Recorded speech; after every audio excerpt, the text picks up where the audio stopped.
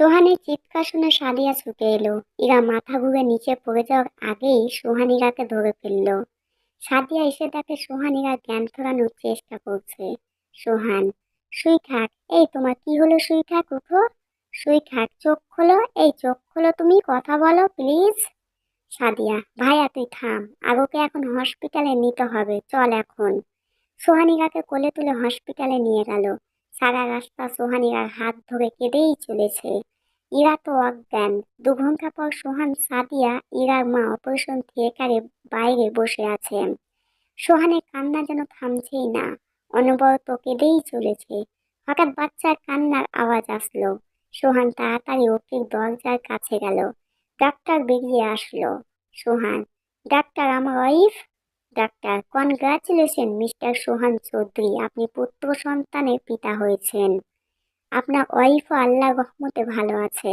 উনার জ্ঞান ফিরলেই কেবিনে দেওয়া হবে। তখন নার্স এসে তোয়ালে জড়ানো ছোট বাচ্চাটিকে সোহানের কোলে দিল।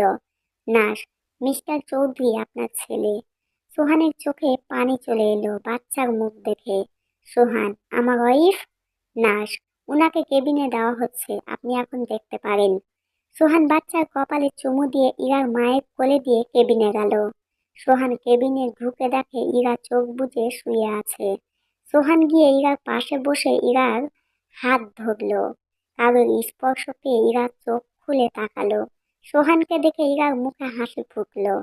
ইরা, স্যার। সোহান ফুপিয়ে কান্না শুরু করলো। ইরা, স্যার কি হয়েছে, আপনি কাঁদছেন কেন? সোহান, আমার তোমাকে কষ্ট দিতে ভালো লাগে না। তোমার যদি আজ কিছু হয়ে যেত তাহলে আমি কি করতাম ভেবেছো কখনো? ইরা আলতো করে সোহানের মাথায় হাত বুলালো। ইরা, স্যার আপনি খুশি হননি? আমাদের তো মেয়ে না ছেলে হয়েছে। সোহান, আল্লাহ যেটা দিয়েছে সেটা নিয়েই থাকি, পরে মেয়ের কথা ভেবে দেখবো। ইরা, হুম স্যার, আমার বেবিকে দেখবো। এমন সময় সাদিয়া আর ইরার মা কেবিনে এলেন। সোহান এটা দেখে ইরাকে ছেড়ে উঠে গেল। সোহান, আন্টি নিন ওকে, এবার ওর মায়ের কোলে দিন ওকে। ইরার মা, সোহান তুমি ওকে নিয়ে ইরার কাছে যাও, ও তো এখন কোলে নিতে পারবে না। সোহান বেবিকে কোলে নিয়ে ইরার কাছে গেল। সাদিয়া আর ইরার মা ওদের দুজনের প্রাইভেসির জন্য চলে গেল। সোহান বেবিকে নিয়ে ইরার কাছে বসলো। সোহান, এই দেখো ঠিক তোমার মতো দেখতে হয়েছে আমার প্রিন্স। ইরা, স্যার ওকে আরেকটু কাছে আনবেন, আমি ওকে আদর করব। সোহান বেবিকে ইরার কাছে নিয়ে গেল। ইরার খুশিতে চোখে পানি চলে আসছে। মা হওয়ার অনুভূতিটা মনে হয় এমন। ইরা বেবিকে চুমু দিবে সেই সময় সোহান বেবিকে সরিয়ে নিজে ইরার ঠোঁটের সাথে ঠোঁট ছোঁয়ালো। ইরা চোখ গরম করে তাকিয়ে আছে। ইরা, এটা কি হলো? সোহান, বেবির পিছনে ভূমিকাটা কার বেশি? আমার, তাই আমাকে আগে দিতে হবে। ইরা, উফ, আল্লাহ, এ বাপ না অন্য কিছু। সোহান, ওর ছেলের দাদির বর। ইরা পুরো রেগে সোহানের দিকে তাকালো। সোহান কেবলা হাসি দিল। এমন সময় নাবিল আর নাদিরা আসলো। নাবিলের চোখ মুখ খোলা। নাবিল, কেমন আছো ইরা এখন? সোহান, নাবিল, আমার বউয়ের সাথে এভাবে কথা বলবে না। নাবিল, তোমারই তো বউ, বউ তো আমারও আছে। নাবিল নাদিরাকে টেনে দেখালো। সবাই হাসাহাসি শুরু করলো। রাতের বেলায় নাবিল ঘরে ঢুকে অবাক। পুরো ঘর মোমবাতি আর গাঁদা ফুল দিয়ে সাজানো। খাটের মাঝখানে নাদিরা সবুজ শাড়ি পরে বসে আছে। নাবিল নাদিরার কাছে গিয়ে বসতেই নাদিরা নাবিলের বুকে ঝাঁপ দিল। নাবিল কাল নাবিল কাল সামলাতে না পেরে খাটে পড়ে গেল। আর নাদিরা নাবিলের ওপর। নাদিরা, কি হলো, আজ এমন করছো কেন? নাদিরা, আমিও যে ছোট ছোট হাত পা ধরতে চাই নাবিল। আমার কোলেও ইরা ছেলের মতো কেউ খেলুক। নাবিল প্লিজ, আমি মা হতে চাই, প্লিজ নাবিল। নাবিল, মা তো তোমাকে এমনিতেই বানাতাম, আজকে আমাকে পাগল করবে বলে এমন সেজেছো? নাদিরা লজ্জা পেয়ে নাবিলের বুকে মুখ লুকিয়ে ফেললো। নাবিল নাদিরাকে বিছানায় ফেলে নিচে উঠে গেল।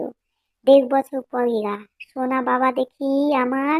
বাবা এটা কি করছে? আসো আম্মুর কাছে আসো, এমন করে না, খেতে হবে তো। মিরাজ বিছানায় গুড়িয়ে খেলা করছে আর ইরা তাকে খাওয়ানোর চেষ্টা করছে। মিরাজ চৌধুরী সোহান আর ইরার ছেলে। এমন সময় সোহান এসে ইরাকে পেছন থেকে জড়িয়ে ধরলো। ইরা ভয় পেয়ে পিছনে ফিরে দেখলো আর ইরা বলল, আপনি কখন এলেন? সোহান, এই তো, কি খেতে চাইছে না আমার ছেলে? ইরা, না, কি যে দুষ্টু হয়েছে। সোহান, ছেলে মানুষ এর জন্য দুষ্ট হবেই।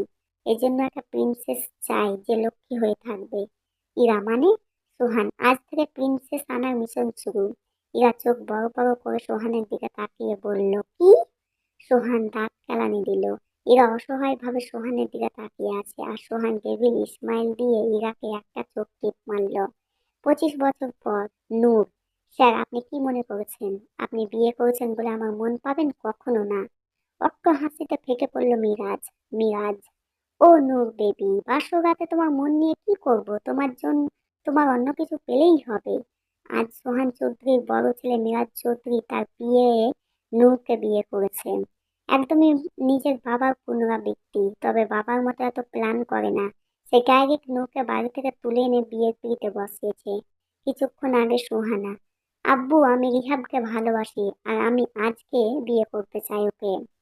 একথা শুনে ইরা অবাক হলো, সাথে সোহানও। আজ মিরাজ আর সোহানার বিয়ে ছিল। রিহাব আর কেউ না, নাবিল আর নাদিরার একমাত্র ছেলে। মিরাজের 1 বছরের ছোট। আর সোহান আর ইরার একমাত্র মেয়ে, সবে 18তে পা দিয়েছে। সোহান, প্রিন্সেস তুমি কি বলছো এসব? সোহানা, হ্যাঁ আব্বু, তুমি যখন ভাইয়ার বিয়েটা মেনে নিয়েছো তাহলে আমার বিয়েটাও দাও। আমি রিহাবকে ভালোবাসি আর রিহাবও আমাকে ভালোবাসে। সোহান রিহাবের দিকে তাকালো। রিহাব ভয়ে মাথা নিচু করলো, নিজের চশমাটা আবার ঠিক করে নিল। রিহাব ছোট থেকে সোহানাকে পছন্দ করে, কিন্তু সোহানা অনেক ডান পিঠে মেয়ে। কোনো ছেলে তাকে প্রপোজ করতে আসলেই তাকে কিভাবে সাইজ করতে হয় সেটা তার খুব ভালোভাবে জানা। রিহাব আজ অব্দি কখনো সোহানাকে মনের কথা বলতে পারেনি। আজ সোহানাকে অনুষ্ঠানে বেশি সুন্দর লাগছিল। রিহাব তার ডায়েরি নিয়ে ছাদে গিয়ে লুকিয়ে সোহানাকে নিয়ে কবিতা লিখছিল। কোথা থেকে সোহানা এসে সব দেখে ফেলে, আর বাকিটা তো আপনারা জানেনই। সোহান, নাবিল তুমি ভালো করে জানো যে আমি আমার প্রিন্সেসের কোনো ইচ্ছা অপূর্ণ রাখি না। এখন তোমার কি মতামত? আমি আজই ওদের বিয়ে দিতে চাই। রিহাব বিয়ের কথা শুনে ভয়ে শেষ, কিন্তু সুহানার চোখ গরম দেখে রিহাবের অবস্থা আরো খারাপ। নাবিল, আমার কোনো আপত্তি নেই। নাদিরা, সুহানাকে নিজের মেয়ে হিসেবে পেলে আমারও ভালো লাগবে। রিহাবের জীবনটা তেজপাতা হবে সেটা তার জানা আছে। রিহাবকে বসিয়ে রেখে সুহানা ওয়াশরুমে ফ্রেশ হতে গেছে। রিহাব, আল্লাহ আমাকে রক্ষা করো। কি যে বউ পেলাম, যে ছোট থেকে আজ অব্দি দেখলে শুধু আমাকে চোখ টিপ মারে, ফ্লাইং কিস পাঠায়। না জানি আজ কি করবে। এমন সময় ওয়াশরুম থেকে সুহানা বের হলো। সুহানাকে দেখে রিহাবের চশমা খুলেই গেছে, চোখ বড় বড় হয়ে গেছে।